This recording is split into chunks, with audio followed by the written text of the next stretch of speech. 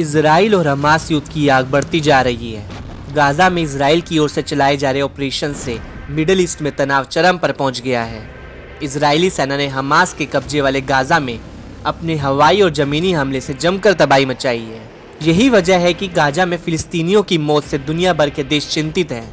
अंतर्राष्ट्रीय बिरादरी में इजराइल की खूब किरकिरी हो रही है, तो वहीं कई देश इजराइल पर दबाव बनाने में जुटे हैं।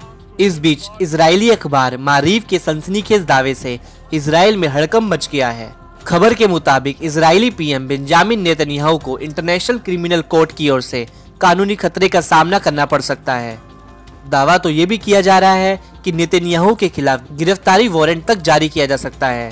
अटकलें लगाई जा रही हैं कि आईसीसी के संभावित खतरे को भांपते हुए नेतन्याहू काफी परेशान है। अखबार ने बताया कि नेतन्याहू ने इंटरनेशनल क्रिमिनल कोर्ट को गिरफ्तारी वारंट जारी करने से रोकने के लिए अमेरिकी राष्ट्रपति जो बाइडेन से बातचीत की। ऐसा दावा है कि नेतन्याहू की बेचैनी बढ़ गई है।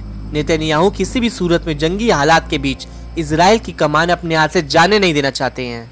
इतना ही नहीं, नेतन्याहू ने ब्रिटिश और जर्मन विदेश मंत्रियों की इजराइल यात्रा के दौरान भी गिरफ्तारी वारंट जारी होने से रोकने के लिए हस्तक्षेप की मांग की है। खास बात यह भी है कि इजराइल और अमेरिका अंतर्राष्ट्रीय आपराधिक न्यायालय के सदस्य नहीं है। ऐसी आशंका जताई जा रही है कि आईसीसी युद्ध अपराधों, नरसंहार और मानवता के खिलाफ अपराधों के आरोप में नेतन्याहू के खिलाफ गिरफ्तारी वारंट जारी कर सकता है। इसमें न सिर्फ इजरायली पीएम नेतन्याहू और चीफ ऑफ स्टाफ भी शामिल हो सकते हैं। इस संभावना ने इजरायली अधिकारियों को सख्ते में डाल दिया है। इससे नेतन्याहू को ये घोषणा करने के लिए प्रेरित किया गया है कि इजराइल आत्मरक्षा के अपने अधिकार को कमजोर करने के आईसीसी के प्रयास को कभी स्वीकार नहीं करेगा। माना जा रहा है कि इन चिंताओं के बावजूद राष्ट्रपति Joe Biden wait and watch की स्थिति में है।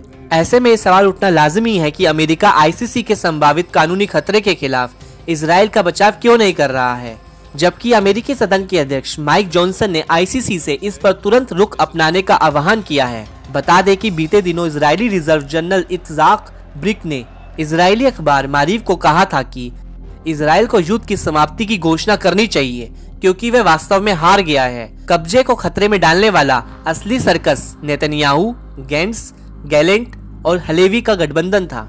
इजराइल हमास को पूरी तरह से नहीं हरा सकता है। राफा में एक सैन्य आक्रमण इसकी संभावनाओं को बेहतर नहीं करेगा। हम वास्तव में हार गए। प्रधानमंत्री को युद्ध की तुलना में सरकार में अधिक रुचि है।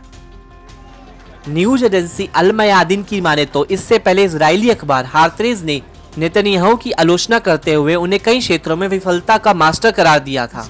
अखबार ने नेतन्याहू की सुरक्षा, कूटनीति और अर्थशास्त्र के क्षेत्र में विफलताओं का जिक्र किया था।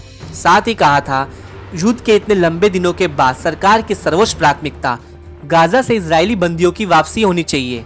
भले ही ये युद्ध विराम हजारों फिलिस्तीनियों बंदियों की रिहाई या हमास को उखाड़ फेंकने की कीमत पर हो।